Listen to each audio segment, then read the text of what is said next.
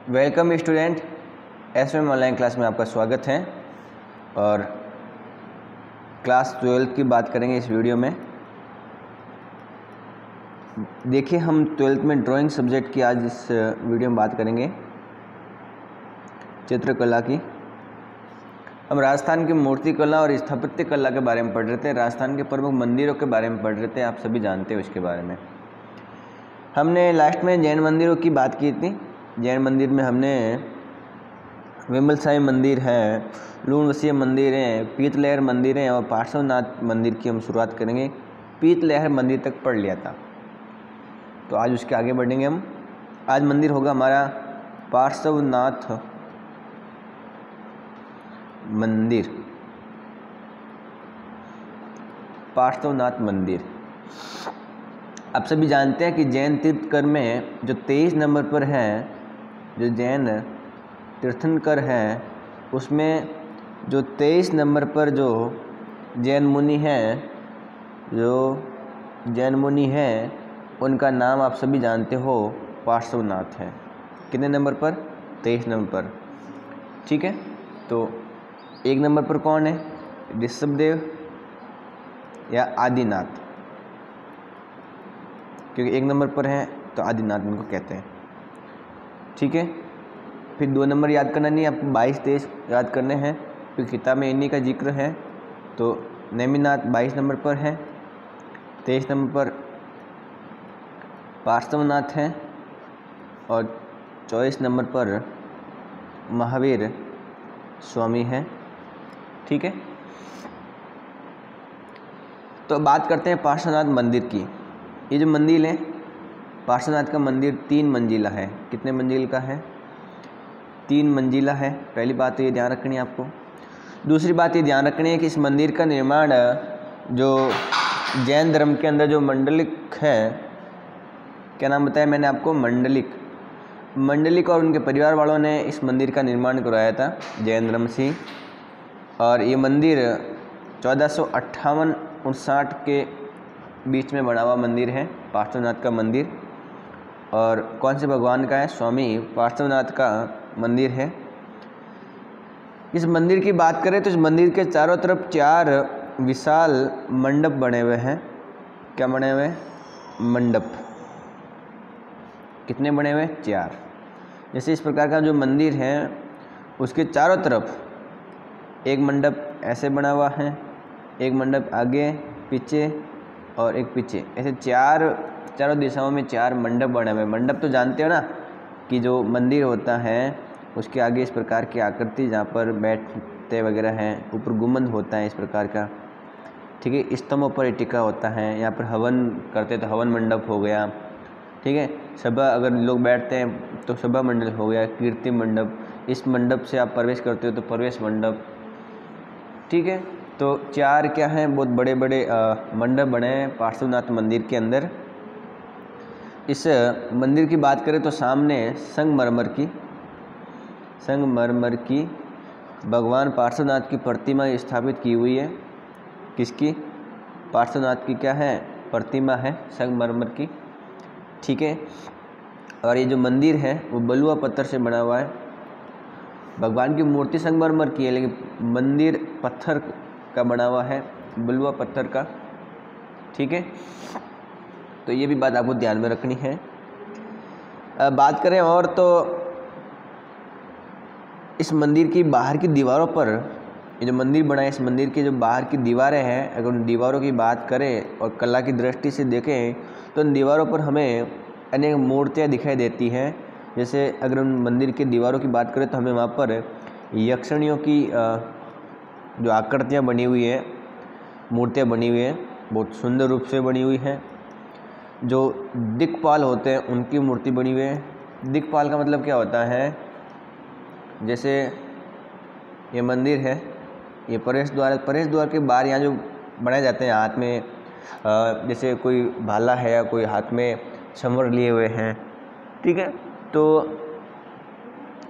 आप देखा होगा कभी किसी गेट के प्रवेश करते समय गेट के दोनों तरफ 2 आदमी बनाए जाते हैं, दरवाजे पर जो खड़े रहते हैं, द्वारपाल इनको कह सकते हैं।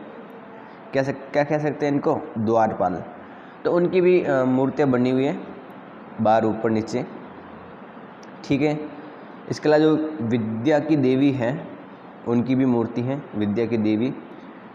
विद्या की देवी का मतलब ये हुआ कि ऐसी बहुत सारी नारियाँ बनी हैं, स्त्रियाँ जिनके हाथ में किताब वगैरह बनी है, तो वो विद्या की देवी उनको माना है।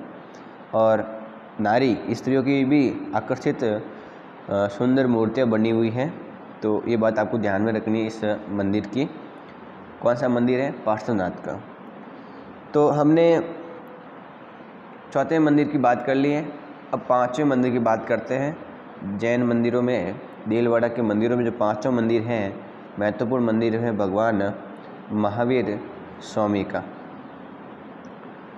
तो भगवान महावीर स्वामी का ये मंदिर है। आप सभी जानते हैं कि भगवान महावीर स्वामी 24वें क्या हैं? जैन धर्म के तीर्थंकर हैं, ठीक है। ये जो मंदिर है, इस मंदिर की बात करें तो इसका निर्माण 1582 में करवाया गया और ये सबसे छोटा मंदिर है, ठीक है। ज़्यादा कोई विशाल मंदिर नहीं है, सबसे छोटा मंदिर है और ये भगवान महावीर को समर्पित है। तो इस मंदिर का निर्माण 1582 के अंदर करवाया है। इसकी ये किसने करवाया है, अब इसके अभी कोई प्रमाण नहीं मिला है, तो लगता है कि जैन लोगों ने ही मिल करके करवाया है, जैन धर्मों के लोगों ने मिलकर करवाया है, किसी एक व्यक्ति विशेष का नाम नहीं आता है। और देखें अगर हम तो 5 मंदिर में जैन धर्म के सबसे छोटा मंदिर ये है, ठीक है। तो इस प्रकार से आपके जैन मंदिर पूरे हो गए हैं, लेकिन कहाँ के? देलवाड़ा के। देलवाड़ा के जो जैन मंदिर है उनकी हमने बात कर ली है, ठीक है।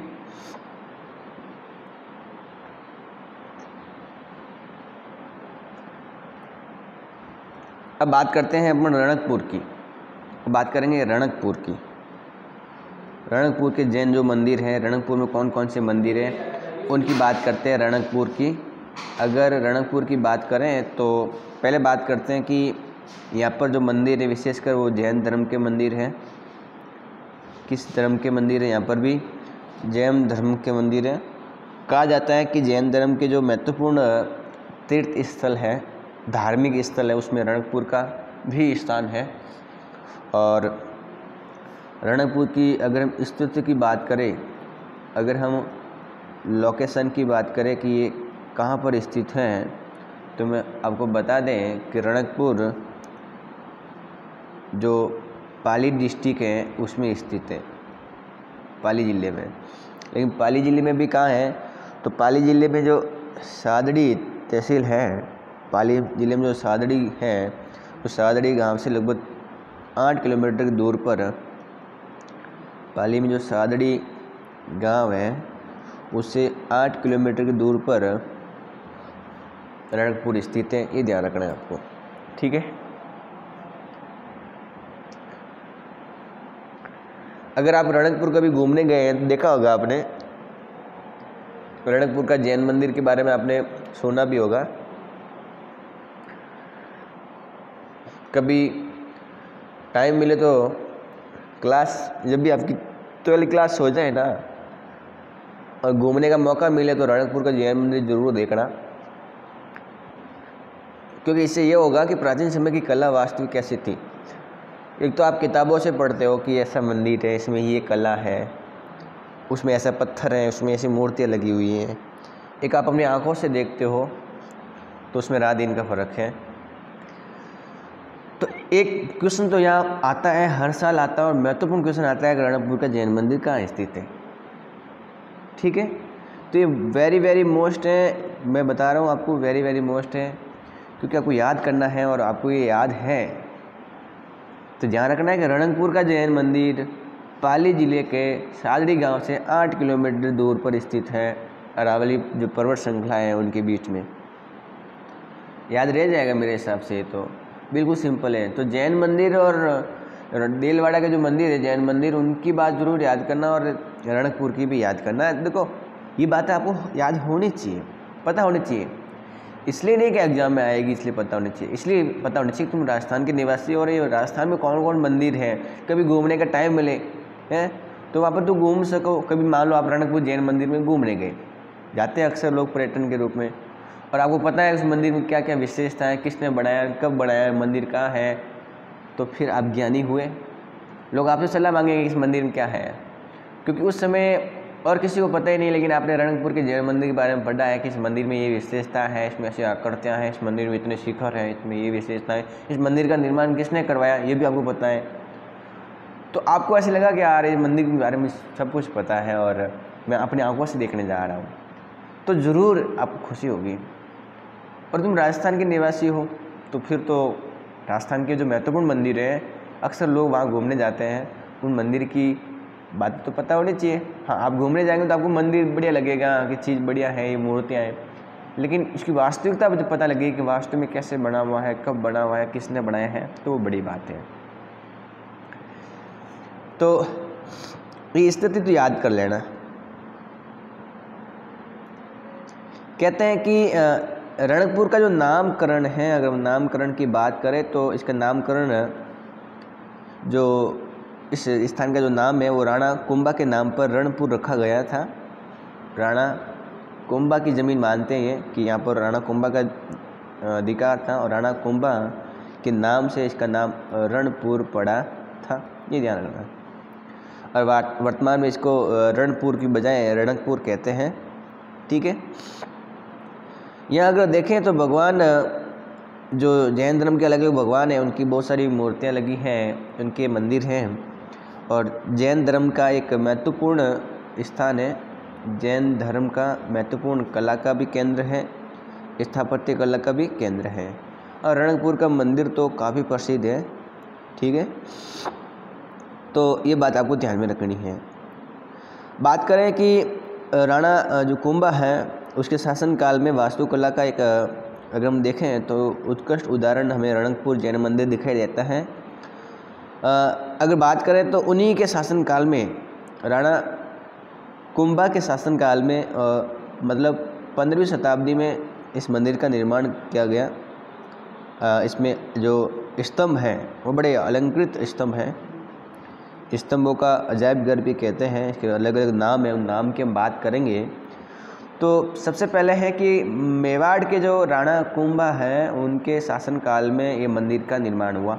अभी पढ़ेंगे किसने करवाया, लेकिन इतना आपको ध्यान रखना है कि राणा कुंभा के नाम से रणपुर नाम पड़ा और फिर रणकपुर कहलाया। एक तो ये बात ध्यान करनी है, एक मंदिर है कहाँ, एक तो ये बात आपको ध्यान में करनी है। ये राणा कुंभा के शासनकाल के समय 15वीं शताब्दी में इसके अंदर ये मंदिर बनाया, और महत्वपूर्ण इसमें क्या है, स्तंभ है। स्तंभ ऐसे सिंपल स्तंभ नहीं है, अलंकृत स्तंभ बनाए हैं। तो ये बात आपको ध्यान में रखनी है, ठीक है। तो मेरे हिसाब से इसमें कोई दिक्कत नहीं होगी, इसको आप आराम से याद रख सकें। लेकिन जैन मंदिर के अलावा क्या यहाँ कुछ और भी मंदिर है? तो बिल्कुल, रणकपुर में एक मंदिर बना हुआ है 8वीं शताब्दी का, 8वीं शताब्दी का, और वो जो 8वीं शताब्दी जो मंदिर बनाया है वो एक सूर्य मंदिर भी है। तो भगवान सूर्य का एक मंदिर बना हुआ है 8वीं शताब्दी का, जबकि ये रणकपुर का जो जैन मंदिर है वो 15वीं शताब्दी का है, ठीक है। तो ये भी ध्यान रखना है कि कौन सी शताब्दी में कौन सा मंदिर बना है। अगर इन जैन मंदिरों में देखें तो सबसे महत्वपूर्ण और जो मंदिर है उस मंदिर का नाम है चौमुखा मंदिर। चौमुखा मंदिर महत्वपूर्ण मंदिर है। रणकपुर का जो महत्वपूर्ण मंदिर है, रणकपुर में जो जैन मंदिर में अगर देखें तो जो महत्वपूर्ण मंदिर है वो चौमुखा मंदिर है, ठीक है। ये सबसे मोस्ट मंदिर है। इसके अलावा 2 मंदिर और है छोटे छोटे, एक तो पार्श्वनाथ का मंदिर है और एक नेमिनाथ का मंदिर है। तो मैंने कुल रणकपुर में 4 मंदिर के बारे में बताया। कितने? 4। चौमुखा का मंदिर, सूर्य मंदिर, पार्श्वनाथ मंदिर, नेमिनाथ मंदिर। सूर्य मंदिर 8वीं शताब्दी का, ठीक है, और पार्श्वनाथ और नेमिनाथ छोटे मंदिर हैं, और मुख्य जो मोस्ट मंदिर है वो है चौमुखा मंदिर। कौन सा मंदिर है? चौमुखा मंदिर है, सबसे महत्वपूर्ण, ये ध्यान रखना है आपको। तो मैंने आपसे कहा कि ये जो 4 मंदिर हैं जिसके अंदर चौमुखा मंदिर है और नेमिनाथ का मंदिर है, पार्श्वनाथ का मंदिर है, ठीक है। तो ये बात आपको ध्यान में रखनी है। इसके अलावा अगर सबसे पहले हम बात करें चौमुखा मंदिर की, जैन मंदिरों में सबसे बड़ा और विशाल मंदिर है चौमुखा मंदिर, हम उसकी बात करते हैं। तो ध्यान से देखना है कि मंदिर की कौन कौन सी विशेषता है, इस मंदिर का निर्माण किसने करवाया उसकी हम बात करेंगे। तो जो रणकपुर के जो जैन मंदिर की जो श्रृंखला है, 15वीं और 8वीं शताब्दी के जो मंदिर है,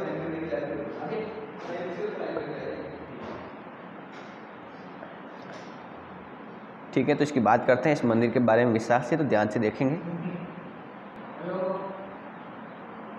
तो बात करते हैं आदिनाथ मंदिर या चौमुखा मंदिर। देखिए, जो ये रणकपुर का जो महत्वपूर्ण मंदिर है, अक्सर क्वेश्चन आता है कि चौमुखा मंदिर कहाँ है, तो ध्यान रखना है कि यहाँ पर है। और आपको बता दें कि चौमुखा जो मंदिर है वो भगवान ऋषभनाथ या आदिनाथ का मंदिर है। इसको आदिनाथ का मंदिर भी कहते हैं, इसको रणकपुर का आदिनाथ मंदिर भी कहते हैं, क्योंकि जो छोटे छोटे दो मंदिर बने वो नेमिनाथ का और पार्श्वनाथ का मंदिर है। तो ये मंदिर किसका है? आदिनाथ का मंदिर है। तो एक बात ध्यान रखेंगे कि अगर आ जाए चौमुखा मंदिर कहाँ है तो आप लिखेंगे रणकपुर। अगर आ जाए कि पाली जिले में आदिनाथ का मंदिर कहाँ है तो आप लिखेंगे रणकपुर। ठीक है। अगर आपके आ जाए कि रणकपुर में कौन सा प्रमुख सबसे बड़ा जैन मंदिर है तो आप लिखेंगे चौमुखा मंदिर या आदिनाथ मंदिर, दोनों ऑप्शन में लिख सकते हो।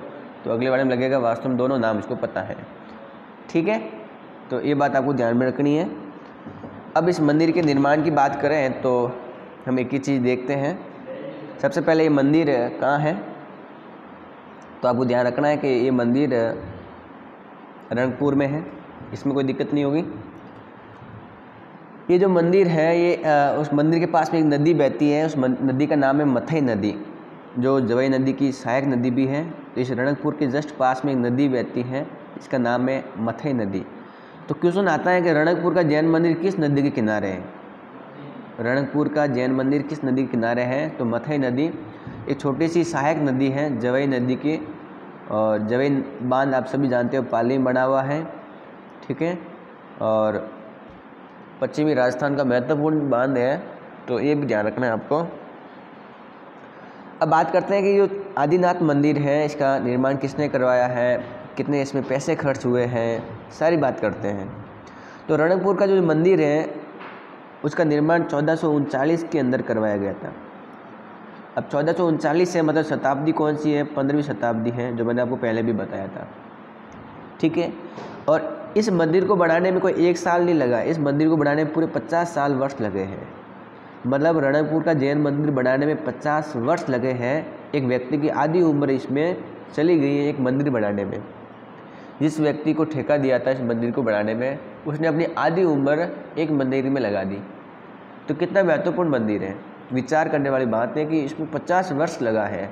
तो कितना विशाल मंदिर है, कितनी कलात्मक, मतलब इसमें जो बारीकियाँ दिखाई देती है, जो कलाएँ दिखाई देती हैं, उसको बनाने में, उसको उकेरने में कितना समय लगा है, वो भी इतने 15वीं शताब्दी में, जहाँ पर कोई मशीनें नहीं थी, उस समय कोई खास यंत्र नहीं थे मंदिर बनाने के लिए, लेकिन इतना अद्भुत और इतना सुंदरता उसमें दिखाई दी है, जो आज भी हमको देखने के लिए ललायित करती हैं, आकर्षित करते हैं कि उस मंदिर को हम देखें। तो इस मंदिर की जो स्थापना है वो मैंने बता दी है कि 1439 में हुई और 50 वर्ष लगे इसको मंदिर को।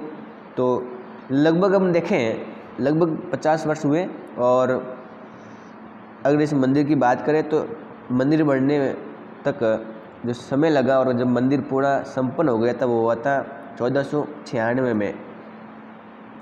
मतलब मंदिर की स्थापना 1439 में हुई, बनाना शुरू किया और बढ़ते बढ़ते 1496 में मंदिर पूरा बना।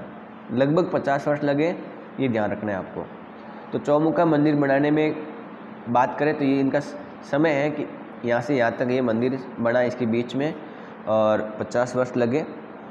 ठीक है, और ये मंदिर बड़ा आकर्षित है, विशाल मंदिर बनाया हुआ है। इस मंदिर के हम देखें तो कितने ज़मीन पर बनाया हुआ है इस मंदिर, कितना ज़मीन फैला हुआ है, कितने वर्ग किलोमीटर में, वर्ग फुट में फैला हुआ है। तो 48,400 वर्ग फीट में ये मंदिर फैला हुआ है। ठीक है, 48,400 वर्ग फीट में ये मंदिर फैला हुआ है। तो आप अनुमान लगा सकते हैं कि मंदिर कितना विशाल मंदिर है, कितना बड़ा मंदिर है, वो आप खुद अनुमान लगा सकते हैं। तो मंदिर की स्थापना की बात कर ली, मंदिर के संपन्न होने की बात कर ली, मंदिर कितने वर्ष में बना ये बात कर ली। अब बात करते हैं कि रणकपुर का जो जैन मंदिर है इसको बनाने में पैसे कितने खर्च हुए। तो उस समय 15वीं शताब्दी में इस रणकपुर को जैन मंदिर बनाने में 99 लाख रुपए खर्च हुए। लगभग 1 करोड़ रुपये खर्च हुआ उस मंदिर बनाने में 15वीं शताब्दी में।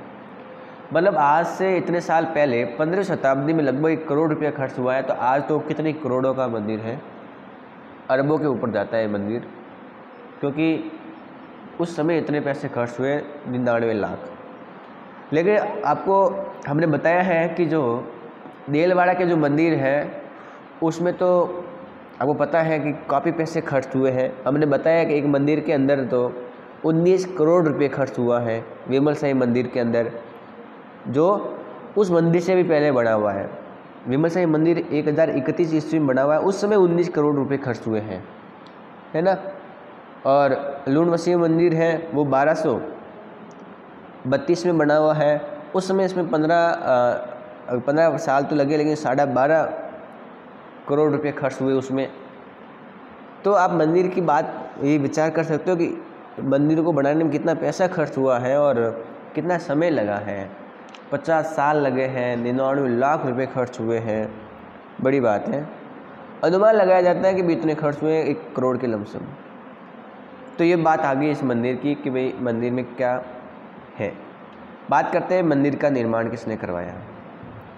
ये मंदिर बनाने वाले थे कौन, जिन्होंने 99 लाख रुपए खर्च किए हैं, इतने समय लगाया है, इतनी सुंदरता उसमें दिखाई है, आखिर वो व्यक्ति कौन है। तो 2 भाइयों ने मिलकर मंदिर निर्माण किया है। 2 भाइयों का नाम आता है, 2 ब्रदर्स, जिन्होंने मिल करके, 2 भाइयों का नाम मैंने आपको पहले पार्ट में बताया था कि विजयनगर की स्थापना 2 भाइयों ने की थी, हरिहर और बुक्का। और यहाँ पर भी इस मंदिर का निर्माण किसने किया है, 2 भाइयों ने। कौन कौन है दोनों, वो है एक तो धरना शाह और एक का नाम है रत्ना शाह।